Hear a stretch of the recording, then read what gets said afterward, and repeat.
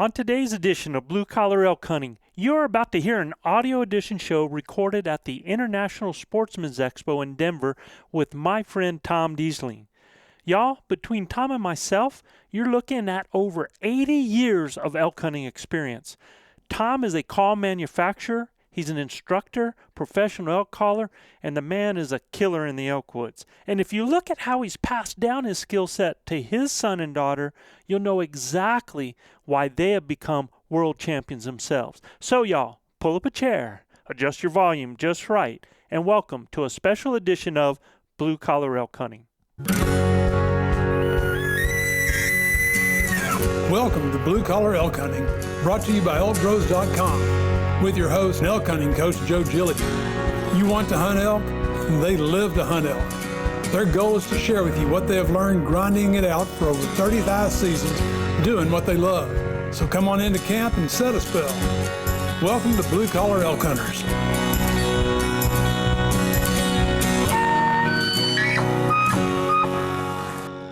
Welcome everybody to a special edition of Blue Collar Elk Hunting. I'm here at the International Sportsman Show in Denver, and here's a great opportunity to talk about all things elk, because with me sitting right across the table, and this is just going to be an audio experience, and you're going to hear some noise in the background because we got tons of people walking around out here. We do. And with me today is a legend, a good friend, somebody that is in the industry, that has come into the industry, and he can tell his own story, but this is a guy that has done things with elk calls, on whether it's competing, whether it's in the woods, whether it's manufacturing or selling. This is the man that has done it all, and I'm proud to call him my friend, Mr. Tom Diesling. Hey, Joe, good to finally catch up. I'm glad you're here in Denver. Yeah, you know, that's the cool part, man, is that, you know, let's see, we've been doing this podcast now. We're getting ready to go on 4 years. I think we just hit season 4. Awesome. Season 4 or 5 right now. And Denver has been, they've always battled back and forth with Dallas to be our top listening city. Oh, yeah. Yeah, and they have been, for the last 2 years, Denver's been the top listening city. So to actually be here, yeah, that's pretty cool for us, man. You know, your booth looks great here. Everything's going good for you today. Yeah, the weekend? booth has been great. You know, it's funny because everybody always comes in and they're like, oh, you know, what do you guys do? You know, what are you selling? Even though you can see the calls. Right, yeah. They're like, what do you do? And it's funny because when we tell them that we're elk hunting coaches, nobody's ever heard that before. Right. You're selling success, right? Yeah, absolutely. Yeah. And it's so funny because just when you came in here a little while ago, we had 2 guys in the booth over here that was looking at some of the stuff, and they were talking about hunting. And the guy was talking about how when he was packing out elk, you know, he had to worry about losing his balance and falling and everything like that. And I was like, well, do you use sticks? And he's like, I never thought of using sticks. I said, let me show you something. Because down here on the corner, these gentlemen down on the corner, they have, I walked by and they had some carbon hiking sticks. Dude, it's like picking up feathers, man. Oh, my God, yeah. And it changed. It's a game changer. Absolutely. But they're selling them for $50. Wow. That's a great deal. I was like, guys, I'm going to take you away from my booth and let's go over here. And they're like, really? You're taking away from your – And I'm like, I want you to be successful, and I don't want you to die on the hill. Right. And I'll tell you that, you know, those walking sticks, man, they take like 30, 40 pounds off your knees. Just using them. It's incredible. I couldn't hunt without them anymore. I got to have them. Yeah. You know, and really, I've never really used them before because I'm always a day pack kind of guy. Uh-huh. And then generally the crew, we pretty much take elk out together. But that's been the last, 4 or 5 years that we've done that. And before that, about 30 elk on my back. Oh, yeah. You know, all that time. And never used sticks. So, yeah. Yeah, I use one when I'm just hiking around. And then I pull the second one out when I got to pack something out. So. Oh, really? Yeah. Yeah. No, see, See, so that's why I said you're the legend. What there's some people more intelligent than me. Well, if I didn't have to use it, I wouldn't for sure. But my 60th birthday's coming up. I got one. I had knee replacement and stuff. So which birthday's coming up? 60. 60. Yeah. I know you're a lot younger than me, dude. right? I got you by 2 years, bro. Our this whole hunting community is getting a little older and older. It is, isn't it? Yeah, it is. Yeah. We need to get some of these youngsters out here. Yeah, absolutely. Yep. Yeah. Give us a little bit of your experience factor as far as, let's not talk hunting now. Let's just talk calling competitions between you and your son Thomas. Oh, yeah. So Thomas and I never had to compete for years. Like, Thomas started calling competitions when he was 10. So I was in the adult division then at nationals, and so Thomas was already winning. He won the Pee Wee division at 10. Then he went into the youth division at nationals, and he won that like 3 or 4 times until he hit puberty. Right. And then he couldn't call with his voice anymore. So then we got him calling on a reed. So all of that was without a reed, That right? was without a reed, yeah. Then he started calling on a reed, and he ended up winning the men's division twice. So then he finally, I think about 5 years ago, he popped into the pro division with me. So we've never had, when we've drawn numbers, we've never gone head-to-head yet. Oh, really? So on stage. So, oh, my goodness. And either I lose or he loses, and then one of us, goes through the end. I mean, in 2018, he lost to Corey Jacobson, but he drew him in the first round of the final 16. Right. Sweet 16. Yeah. So he lost just barely, just 3-4, I think, with the judges. And then that year, I got Corey in the final. So we were in the final in 2018, and Corey beat me 5-2, I think, the 5 judges to 2. So that was the closest I ever came to winning the pro division.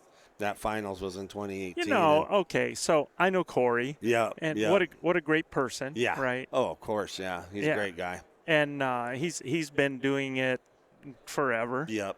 And just like Thomas, cut his teeth because of his dad and everything like that. So, man, to be in the championship round with Corey, and we know how everything comes down to judging and stuff like that. But, for both of you guys or Thomas and Corey, Thomas has won it as well. Thomas and I used to also go travel around with this show, and it was awesome. I mean, the ISE shows had the Best of the West elk calling contest. So they'd have them at every show, and then the championships were in Salt Lake. And Thomas and I won that multiple times, as father-son. Oh, wow. He would win the youth division. I'd win the adult division, So it was fun for years. And then my daughter, Jessie, also calls. So she's won the women's division twice at nationals. And one year, all of it came together at the Best of the West contest, and I won the adult division, Thomas won the youth division, and my daughter won the women's division. Oh, so we had a clean sweep that year. Okay, so after that, was it McDonald's after that, or? Yeah. You know what? We went. You know where we went? We went to the Melting Pot, and I had no idea how expensive that was, man. We were like going, oh, my God. And we were there for like 3 hours because it takes like 3 hours to eat at the Melting Pot. Oh, yeah, yeah, because they bring all these different things. Yeah, like exactly. That. Yeah. No, what a cool experience. But, yeah, it was a heck of a celebration because, all right, so when you guys did that, how old were they when you guys did that? I would say they were teenagers probably then. Oh, yeah. So it wasn't like, let's go drink. Yeah, no, not now. Now it is, but now it is. The year in 2018, my daughter took second in the women's division, and then I was second in the pro division, and then Thomas, of course, drew Corey early, so that was tough. But yeah, but it's kind of like, all right. Everybody knows I'm a coach. I coach elk hunting, right? But I also, I coach sports for 34 years, football, basketball, cross country, and track and field. And one thing was when I coached basketball and we go to a state tournament, loved having the best one in the first round because you win that first game. Yeah. And what kind of confidence does that build? Absolutely, and for the rest of the tournament, man. Yeah, and really,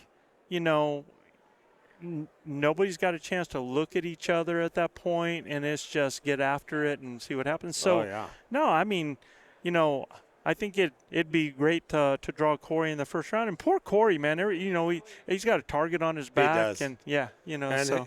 he's taken his lumps the last couple of years, too, with Bo Brooks coming up. And Bo, we've known him for years, too. And Thomas drew Bo last year. I think it was or last year or the year before.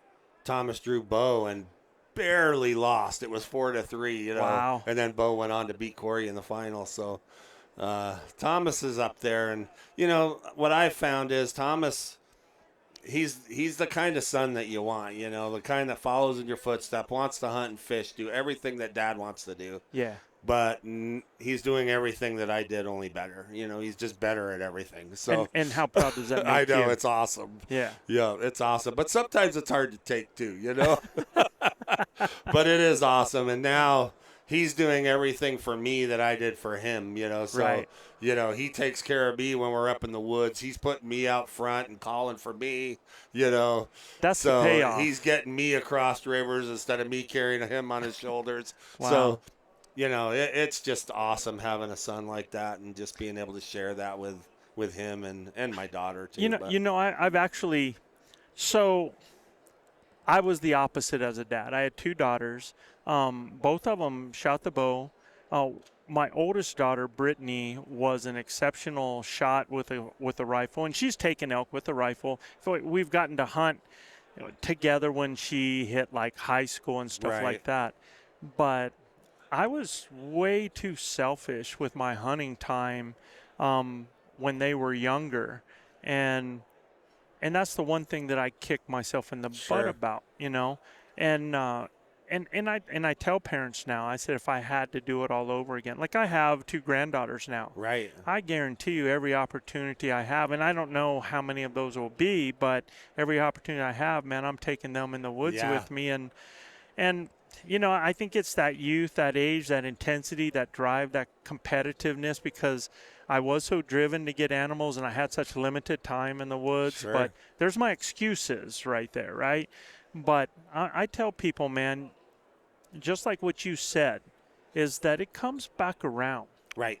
It does. Yeah. And it's some of the best memories I'm ever going to make, in the outdoors. I mean, that they're going to have.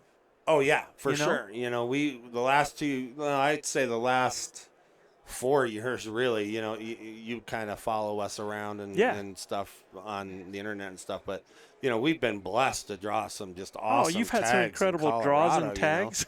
And I'm not going to lie, there was a lot of tears on those hunts. Thomas dropped that big bull moose, man. And I was trying to do the interview, and I got all choked up, I couldn't even put a sentence together.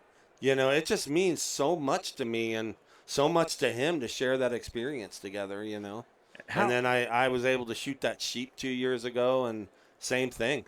Yeah. Thomas was like, on his phone filming. He's like, what just happened? And I'm like, I started to talk, and then all of a sudden, all the emotion just of waiting 23 years for a tag, and then having my son right next to me when I shot the sheep and sharing it, having him roll down the hill past us. I mean, it was like I can't even put it into words what it meant. I mean, it was awesome. How special is that? I mean, and there's even more backstory, because in one of those hunts, you had COVID, and it knocked the crap out of you. I mean, it was a legit scare. Yeah, that was in 2020, and I had COVID really bad, went to the hospital. I didn't end up on any ventilators or anything, but I was like ground zero, man. We were watching the news, and it was all doom and gloom. And, I was out of commission for about 30 days, but that one didn't affect my hunting too much. But when I drew that sheep tag, I waited so long, and I was turkey hunting, and I fell after I drew the tag. You needed tore surgery, my rotator right? cuff, but I wasn't about to turn that tag back in, so I ended up getting an ADA permit, and I shot my ram with a crossbow, which a lot of people say, oh, that takes away from it. But I'm so proud of that, because I don't think anybody else has ever shot a sheep with a crossbow in Colorado. I was looking at all the records, and there's no record of a crossbow sheep kill. Yeah, but so I'm like, that's cool. yeah, and for people to steal that thunder that don't have the backstory and what you went through, Right. because I remember seeing it, man, and knowing the pain that you were Oh, in. yeah. I couldn't pull a bow back. I mean, I was trying like a madman. And, when my doctor told me, well, it's about 10% a month is what you can expect to heal. Right. I did the math, and I was like, that's not going to happen. And that's at 58 years old, Yeah, right? and I just bought an RX-5, a brand new RX-5. I hadn't even shot it yet. So then I had to go tell my wife, honey, I got to go out and buy a crossbow now. I don't even know how to use it, but I got to go buy one. Okay. All right. So the wife is, you gotta? Yeah. That was a good excuse, right? Exactly. I'm going with Thomas. It's our son. Yeah.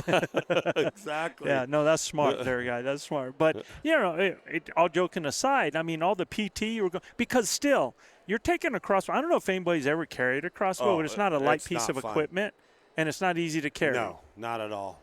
Not an easy thing to hike around with you. Yeah. So it's not like that was a gimme right there. You put a lot of work in. And how was the shoulder feeling at that time, even carrying the crossbow? It wasn't too bad at that point. It was, I think I was about 6 months into this, after the surgery, post-surgery. Mm-hmm. And, I still had weight limitations and stuff like that. So I tried to carry everything with my opposite arm and just, I had shooting sticks with me for the moment, and everything. And it was a perfect opportunity. We got out in front of a sheep and we saw which direction they were moving and kind of set up in front of them. And the ram I had scouted all summer, God, all the stars aligned, and that ram just stepped right out in front of me. And there was two rams on my hit list, and the first one stepped out in front of me. And I was aiming at him, and a ewe stepped right in front of him, as I was ready to squeeze the trigger. So I had to wait, and then they saw me, and they bolted. And then the one I called Crooked Horn, who had the most mass and everything, he stepped out next. And by then I was dialed in, so I squeezed the trigger, and man, he dropped right down and just started rolling towards us. Yeah. I was like, then I panicked. I was trying to reload the crossbow, and I lost everything because I don't know hardly anything about crossbows. So I'm trying to get the arrow out of there, and not that it mattered because by the time he went past us, he was expired. But yeah, I was like, oh God, that was just such a great experience, though. And we always see it like on our side. What a great experience, memory for us, right? Sure. That for you, right? Yeah. But we don't realize for our kids and our kids' kids the memories that they get to have of us, because none of us are getting out of this thing alive, bros. No, so we aren't. You're absolutely right. You're absolutely right. And it's so cool to be able to have those types of things that they get to have with them and share and stuff. So yeah, really, really awesome on that. So I want to talk elk hunting a little bit. Sure. Because, that's another thing that you and your son have got to do together. And, I like to teach things, but I'd like to hear stories as well.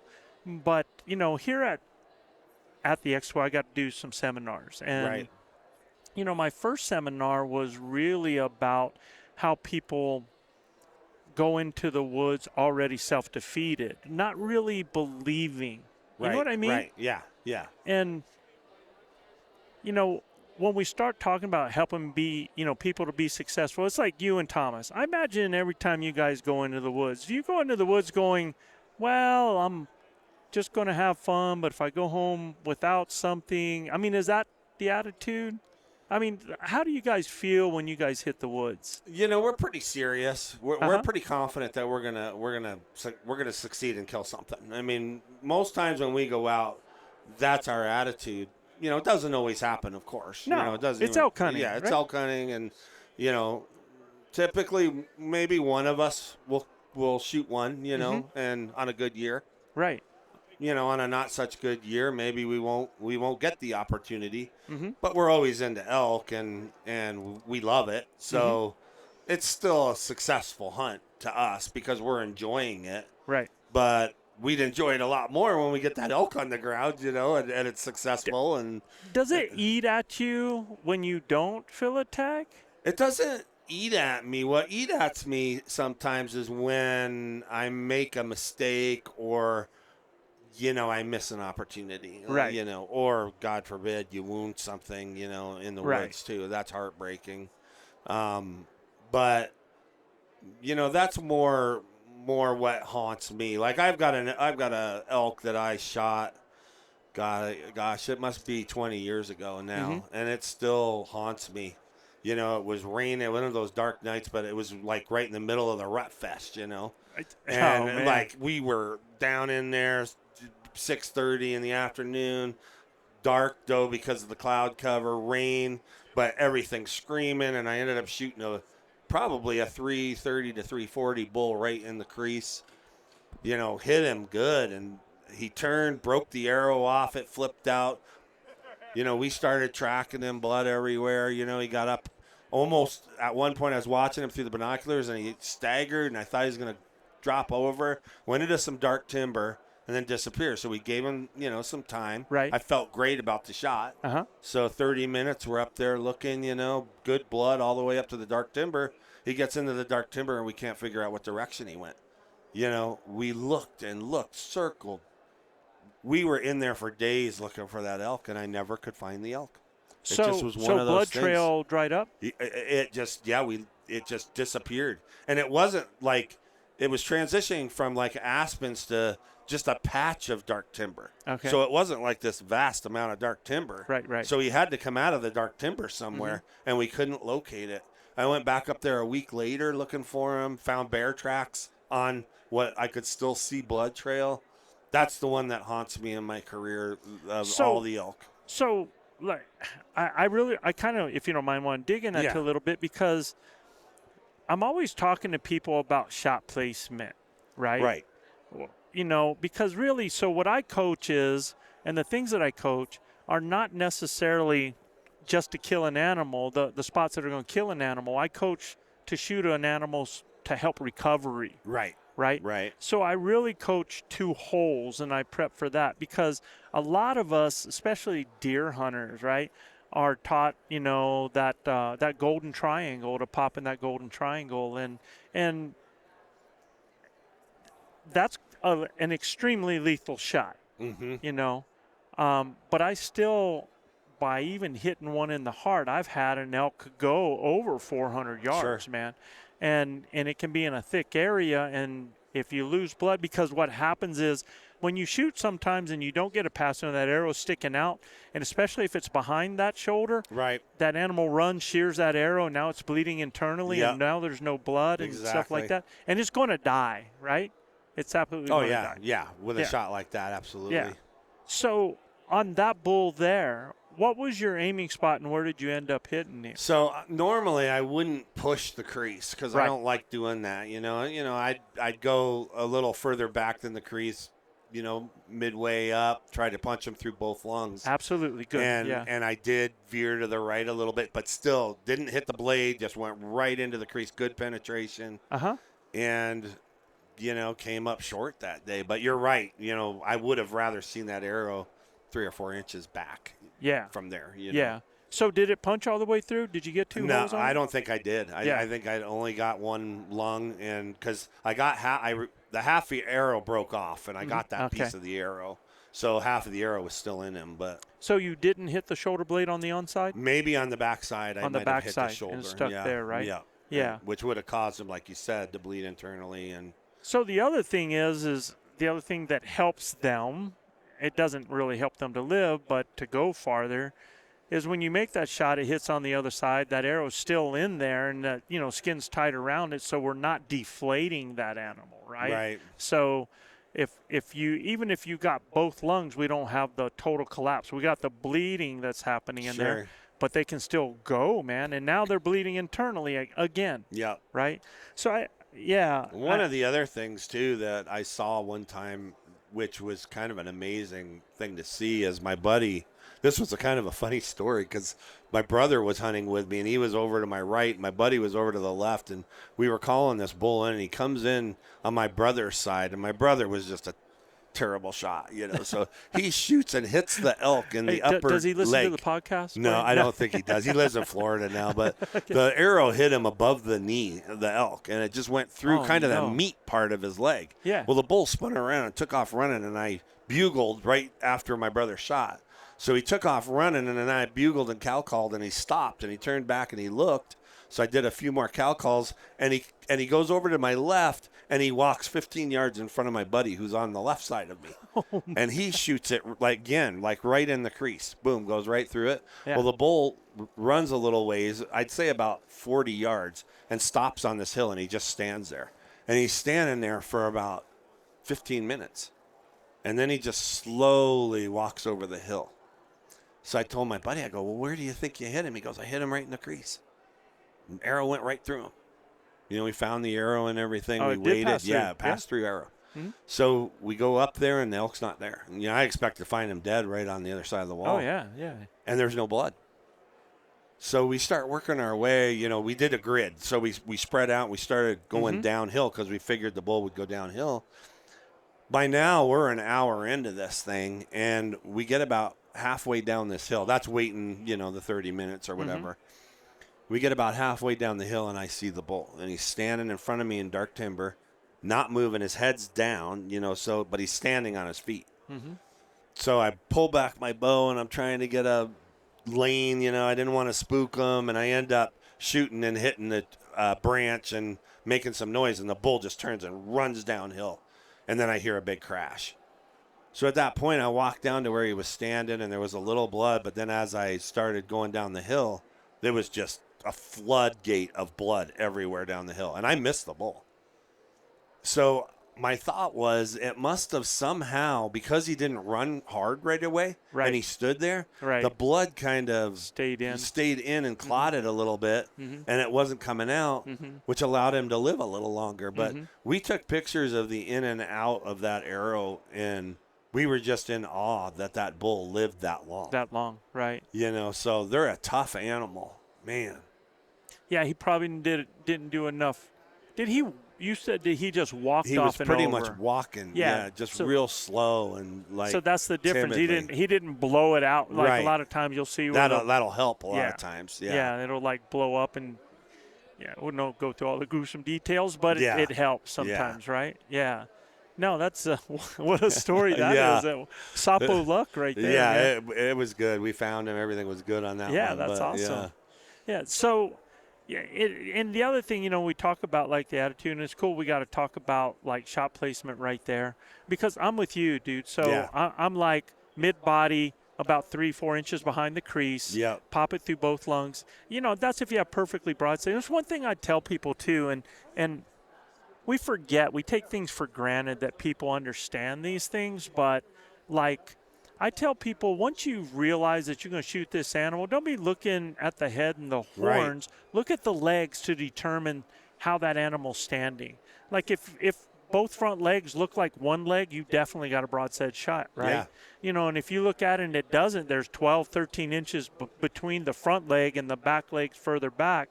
Now you got a quartering away animal, and you don't want to aim for that onside leg, man. You want to aim for that offside leg. So mid-body go up, that way you're going to ensure you get 2 lungs. Because, I see guys that shoot 3D tournaments, and they're used to aiming same spot. And then you got an animal that's quartering away, and they shoot that onside, and they end up getting 1 lung and blowing through the chest where, now that animal could go for weeks. Sure, yeah, right? It's got a full lung usage, yeah. I mean, absolutely, yep.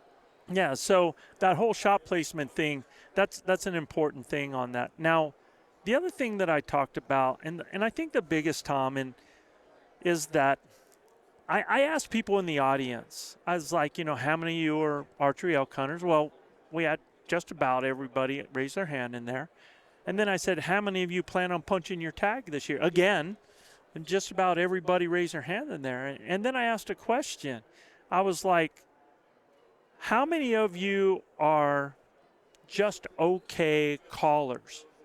And I think I had like 3 or 4 or 5 people in the audience out of all of these people that raised their hand. First of all, only 3 or 4 or 5 raised their hand that they were just okay callers. And then when I went up to like, how many are good callers, I think I had like 1 hand, Right. on that. Right. So basically the numbers of people that planned on getting an elk during archery season, that was probably about maybe 7-10% of them considered themselves even an okay caller. Right. Yeah. I see it all the time at the booth at these shows too. You guys come up to the booth and they're looking at calls and you're like, oh, are you an elk caller? Well, I try.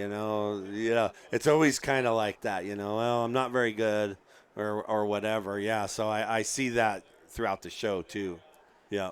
So when you have somebody that says I'm an elk hunter and they come up and they say, well, I'm trying and I'm not very good. Right. In your mind, what happens between those ears? At that point, I'm thinking about how can I help them succeed? How can I get them on course? And I've got some CD and some class stuff that I do as well, and I try to help them with that.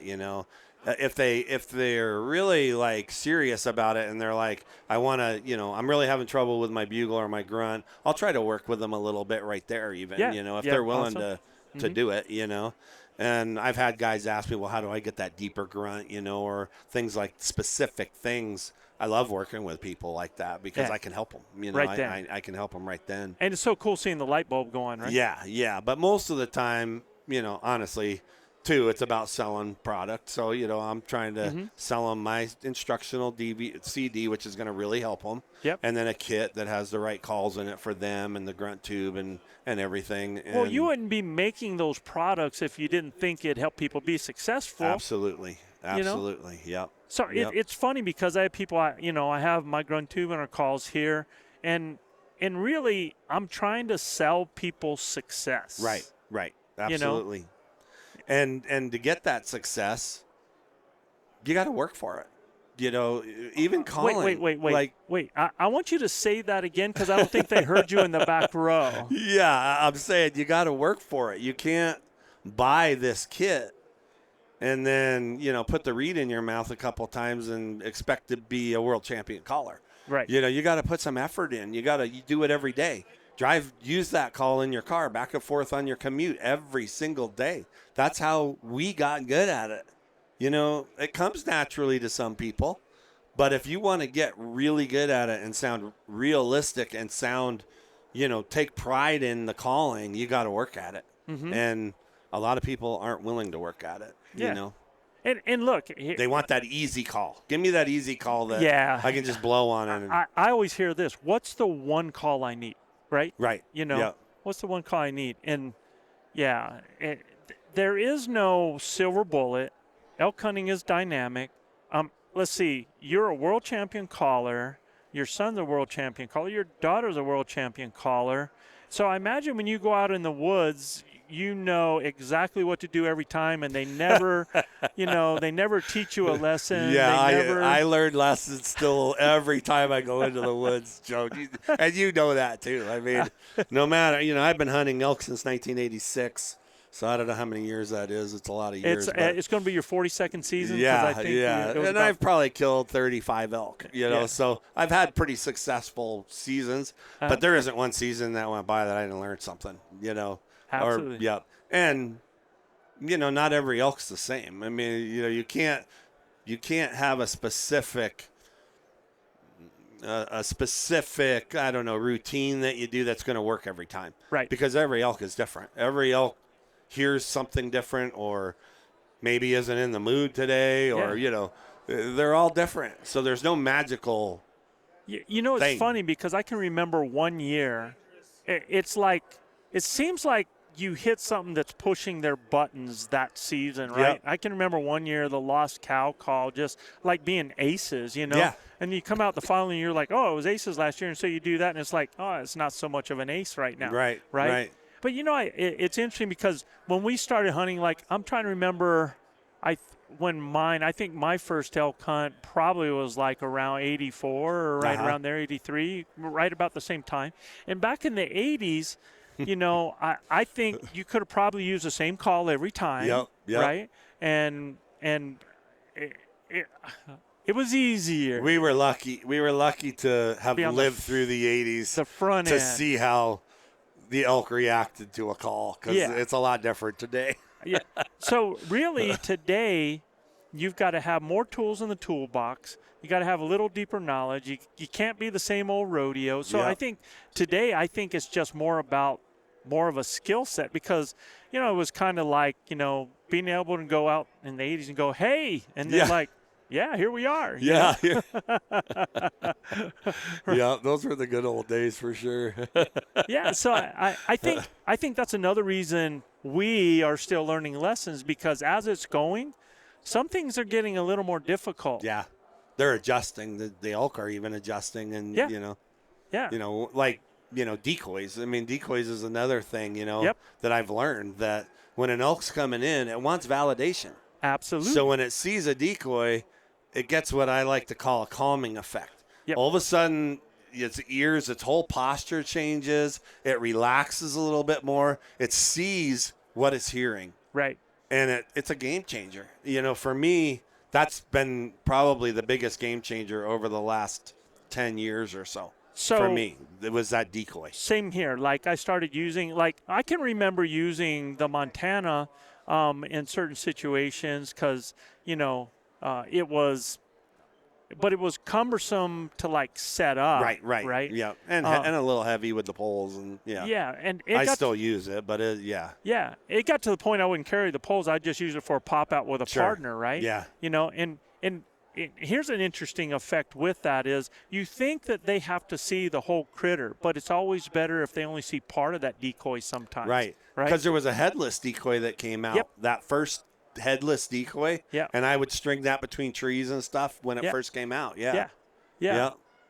So and now I've been using that Ultimate Predator decoy, right, that mounts on my bow. Yeah, that attaches to the bow. Game changer. Yeah. I mean, so I can remember one year the guys teased me about this because I always shot compound instinctive, no sights, right? But was a very good shot. I used to shoot competitively, instinctive. Right. So I was proud of my shooting ability. But so I have that Predator decoy, and I broke my own rule in that I tell everybody you always practice like you play. Right. You should be shooting. Kneel, sit down. Yeah. Kneel, sit down. If you're hunting in a pack, if you're wearing a face mask, if you're wearing gloves, all that stuff when you're doing it, eliminate the failure points, right? And so I had gotten this Ultimate Predator decoy, and it was going to be something I was going to take on the hunt. Wasn't sure if I was going to use it. I found a way just because I want my decoy, I don't want it where I have to take my pack off. And so I found a way to just put it right between my pack and my back where I could reach and pull it out, right? Quickly, yeah. Yeah, and I had everything ready for it. But the one thing I didn't do, Tom, is I didn't practice with it on my bow. Oh, yeah. I was like, how's that going to affect my shooting? I'm good, right? So I end up, I got Chav and Gilbert with me, and we're trying to move in make a move on an elk that's been answering. And as we get up to go, well, we've got the sun at our back, the wind in our face, perfect situation. Sure. And as we get up, I don't notice 5 rags coming in from the right. And when they come, it blows them. They see movement. They're not sure what it is. They don't smell anything. They start to run off. I cow call. They stop. They're about 80-something yards out there. And I'm like, oh, heck, man. Perfect chance to try this thing. So, I kind of bring it, pop it out on the ground. I have the Velcro, pop it on, get it up. And I get it up, and I do a little cow call, and I twitch the ear, right? Oh, yeah. Here they come, Mo, Larry, Curly, friend. I mean, toom, toom, toom, toom. So they come into me, and they come 20 yards right up to this decoy. And again, I hadn't practiced with it, and I have it sitting on the ground. So as I go to draw, I do it too quick, and I raise that decoy up too quick. And just that movement made them flare a little bit. They didn't just like, well, what the heck is? So they flare, and they're at 30 yards. Well, now the bull that I'm going to shoot has a an aspen just in front of the kill zone to the left. I draw back, and I can draw without them seeing it because I'm behind the decoy. Right. It's perfect. I draw back, and as I look through, the one thing I didn't plan on and I didn't have a clue was happening is that sight window, when you're instinctive and you look down there, you have two images of an arrow. One for the right eye because I shoot with both eyes open. Okay. One with the right eye, one with the left eye. Well, the one that I should have shot with on the left-hand side, for my right arrow, was in the pattern of the elk with the open window being the other vision. Right. So when I used that actually took my arrow shooting to the left. Okay. I let go and just dead center the aspen. Oh, man. And what was so funny is this is 30 yards, which is like a cakewalk for me. Gilbert and Chav turn around and look at me like, what happened? the heck? So here's the great thing about the decoy. That bull runs out to 50 yards. I cow call. He stops and turns broadside again. Wow. At 50 yards. At that point, I realized what I did wrong. Yeah. Made the adjustment, and I just buried it. It didn't go 20 yards and fell. Nice. But think about that. Made it flare, hit a tree, shoot it on the third shot. Yeah. Doesn't happen without the decoy. Right. Absolutely. Yep. Yep.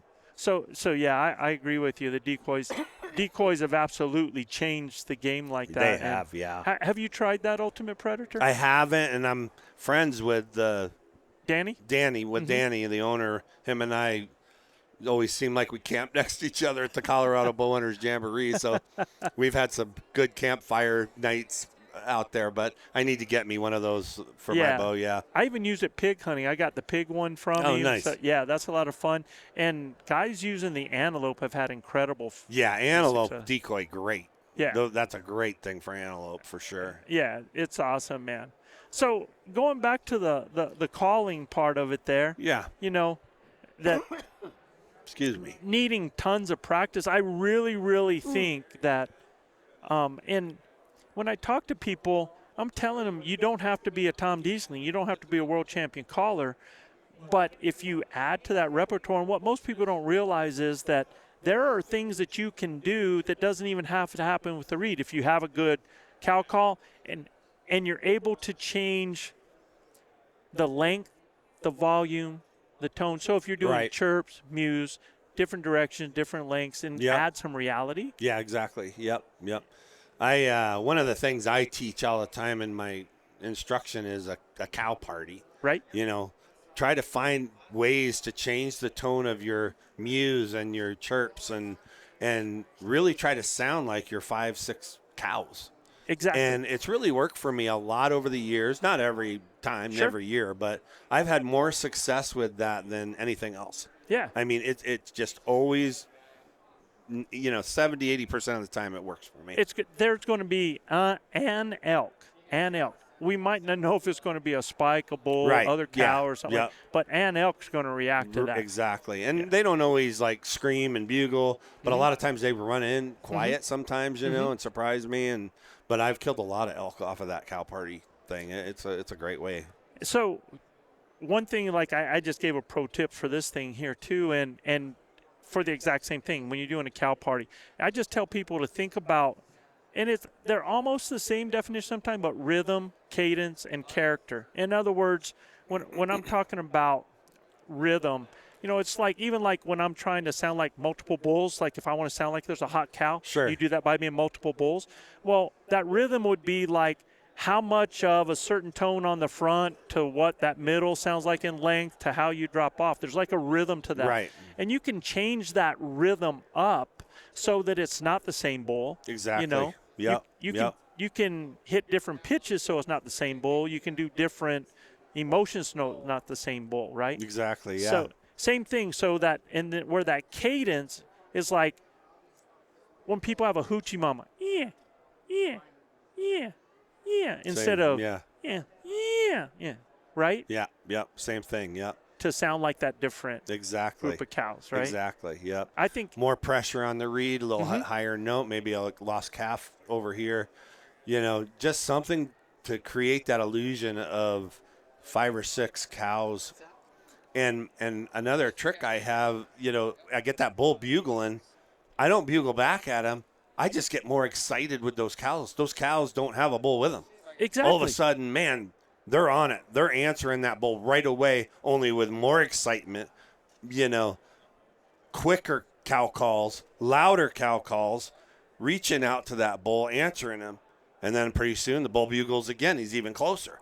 He knows. He's thinking to himself, hey, there's no bull up there. I got to get my butt up there quick, and I'm going to get me 6 or 7 cows without a fight. So Are you telling me that when you have a bull respond, you don't scream at him with the bull call? Right. Exactly. Now I'm being sarcastic, right? Exactly. But how many people do that, right? Yeah. So they get a bull that bugles. They got the bull to answer because of the cow calls, and then they go and scream at it. Right. Yep. And I always tell people, start off with the cow party, because, like, most of the time I'm going into an area that I know well, and I know there's elk in that area. So I'm going to set up, put my decoy out, start out with that cow party. And then if I don't get an answer, right, I'll keep doing the cow party for about 30 minutes. If I don't get an answer, then I'll throw some locating bugles out and do the cow party behind the locating bugles. But the reason I don't like to just do a locating bugle right away is I don't know what's 100 yards away from me. If I got a bull and 7 cows sitting there and I do a locating bugle, he's liable to just take his cows and leave. And gone deep. Right. So that's why I like just starting out with that cow party. Yeah. And don't tell anybody about that, because that's my secret. But just between you and me. Yeah. Right? Yeah, exactly. Because I've always been cow oriented too. And the thing about the cow party that's different than just a single cow is when you had those elk that are over there, and it can be, it doesn't have to be a full party. It can be just 2 or 3 cows, sure, right? Yeah.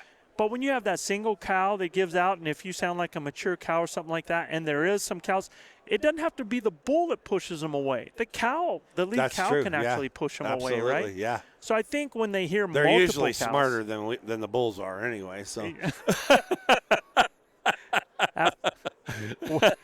way smarter, man. Way smarter. Yeah. So I think you and I use that same philosophy, but that's the interesting part too. I wanted to ask you this though. That's what hit me a second ago. When you talk about your cow party, do you ever use like your tube, so mouth on, mouth off, different directions to make it sound like it's more cows in different places? Yep. And I have this little grunt tube that I like carrying with me. It's just a little pack tube that we make. And I usually break that out when I cow call, because it doesn't have a finished end, so it's more of like a kind of a loudspeaker almost. Right. And, man, I can really get a cow call out to a bull maybe that's bugling 150 yards away. But what I really use it for is what you were talking about. I change the tone with the tube. Call in and out of the tube. Sounds like different another directions. 2 or 3 elk, different directions. Yeah. One quiet, one louder. Just anything I can do to change that tone. Yeah. It changes the distance, the illusion of distance, right? Exactly. Yeah. So, but that's one of my secrets. I shared it with you. Don't tell anyone. Okay, you got it, man. It's just between us.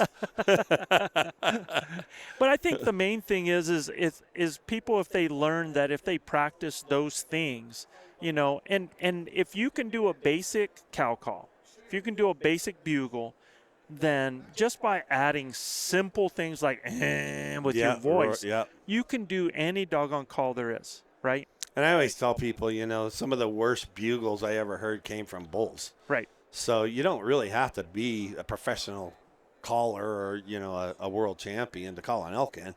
So let me ask you about. And I snuck into your seminar yesterday, and I heard you up on stage say, even if you're not very good, call. Use it. Use it anyway, because elk are different. Every one of them's different. And they don't all sound that good.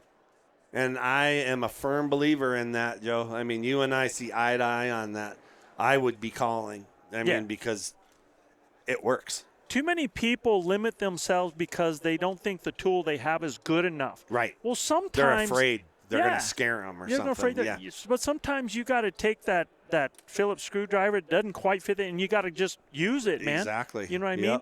And I totally believe that if you're going to increase opportunities, you're going to have to bring animals to you. And the only way you can do that is through calling, right? Yep.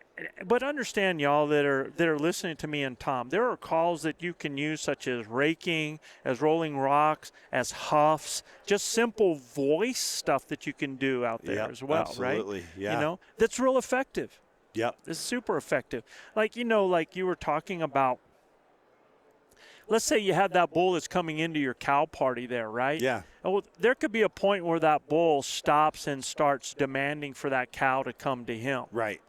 So Holds when you, up. Yep. what do you do in that situation? That bull's just staying out there and demanding. That's when a lot of times, you know, I might try to close the distance a little bit, but it's a hard call to make because you can make a mistake doing that too if he's still coming. But if you're pretty sure he's hung up there, a lot of times I'll close the distance a little bit, maybe start raking on a tree, doing some of that kind of stuff. See if I can bring him in that way. If that still doesn't work, I'm typically hunting with at least one person. I don't hunt alone very often. Then I might stay back, you know, keep that communication line open and have my buddy or my son sneak down in there, try to get within his circle, and then challenge him. You know, one small little bugle, but you got to be ready because if you're within that, you know, 60-yard area from him and his cows, Right. he doesn't have time to move those cows, so he's going to come at you. Right. And So- that's kind of what we'll do a lot of So times. do you think that bull that's coming into your cow party is it him coming into your cows, or is it his cows coming to join that group? I'm always interested on the thought on that. You know, it's hard to say, but I think that he's the one that's probably wanting to come and pick up some more cows for his harem, and he's coming in. I think the cows tend to sometimes be the deterrent. Like, he doesn't want to leave them. Right. So if he can't get them to move, that's what makes him hold up. Like, Okay, gotcha. He doesn't want to leave with his cows, but he stays there. You know, and he's not moving, but he's answering them. You know, so that's why a lot of times we'll move in instead of waiting. And So it becomes, what if you have a bull that, and generally if they hang up, you think they have cows, but there's a chance that that's a bull that's hanging up just demanding for the cows to come to them anyway, not wanting to come over, right? Yeah. So, you know, for me, when I hear that, a lot of times, one thing that I try to do is introduce a bull sound, like when you said raking, right? Yeah. To me, that's a great bull sound to introduce because now that bull that's saying come over here that doesn't understand why they're not now knows that there's another bull in the mix, but he doesn't know how big it is, right? And, you know, you've been quiet up to that point with your bugling, so it's a good introduction way to introduce the bull into that scenario instead of just all of a sudden, you know, you've been working this group for 45 minutes and the bull hasn't gone off, and then all of a sudden he goes off, you know. At least this way, maybe he's a timid bull and now he's just raking and he's getting worked up, you know, and then maybe you can do a copycat sequence with the bull. You know, if he bugles at the raking, right, maybe bugle back him, sound a little smaller or something, and try to copycat him. I've gotten him mad that way and had him come in as well.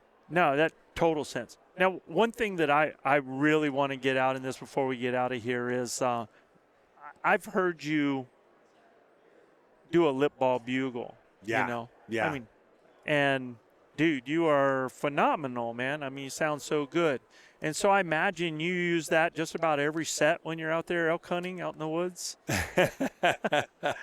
You know, I've watched a lot of podcasts and a lot of things with like Corey Jacobson and some of those guys, and you know they have high success rates. They're running through the woods and doing stuff, and Corey's doing lip balls a lot, and he succeeds with it. But for me, I'm more laid back than that, I guess, or. You know, for me, a lip ball is a very aggressive call. Aggressive. And I've experimented with lip balls, and most of the time I find I intimidate bulls when I do lip balls. So, like, if they do one and I'm copying them, I got to be very careful that I don't go overboard with it because I've scared a lot of elk off that way. And I'm not in the kind of shape Corey is. I can't be running after the bull and chasing him down, man. Right. And getting him so mad he finally turns and fights me. Especially at 60, man. I'm starting to slow down a little bit, and I want those elk to come to me. So I use it sparingly, very sparingly.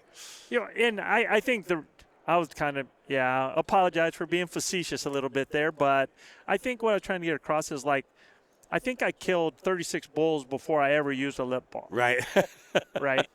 And I think I've only used it on one, and I really didn't do it to get him. I did it I was doing like a demonstration just to slow his cows down because we're racing up the mountain trying to beat them, right? Yeah. So I just did it to slow him down. It happened to work. I got in front of him, but very seldom. And it wasn't a lip ball challenge bugle. It wasn't like to tell the bull to stay away.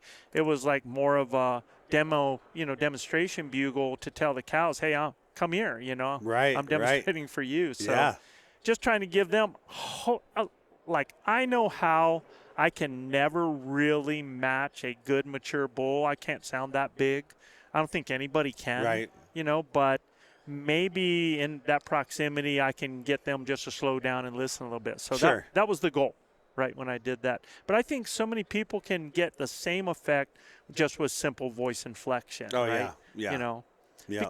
Because you were telling me that you basically you follow the mimic rule too. Yeah, I do. I like to mimic what they're doing, but try to sound just a little bit smaller. I want to build their confidence that if they do come down and they want to fight, they're going to win. I'm a smaller bull than they are.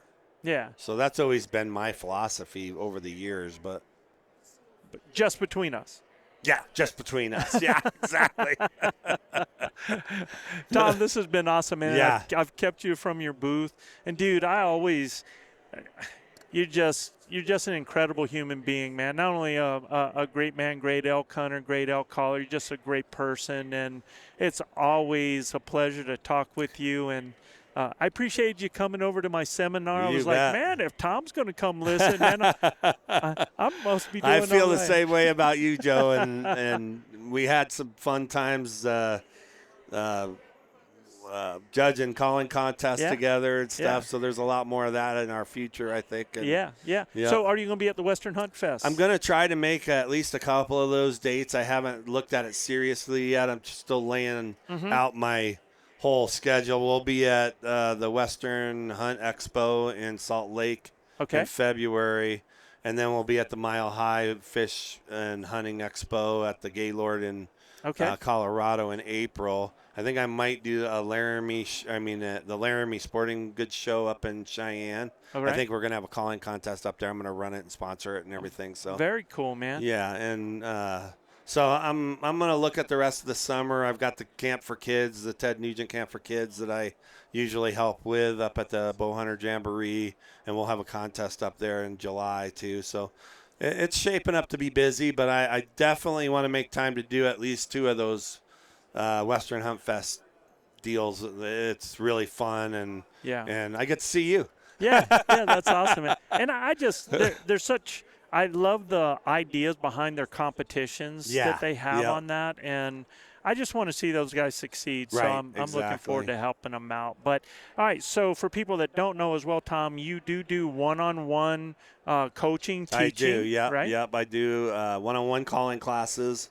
And I do in person. If you're local in the Denver area or the northern Colorado area, I do in person. If you're not local, I do Zoom classes and stuff and throw some calls in with the price of the class and everything. So it's been real successful. I've been doing it for years. So and have everything they need. You sell your own line of calls, your own bugle tubes, everything like that. Yeah, mile high note game calls. Everything mile high note game calls. Where can they find you, bud? We're on milehighnotgamecalls.com. In Colorado, we're at Shields.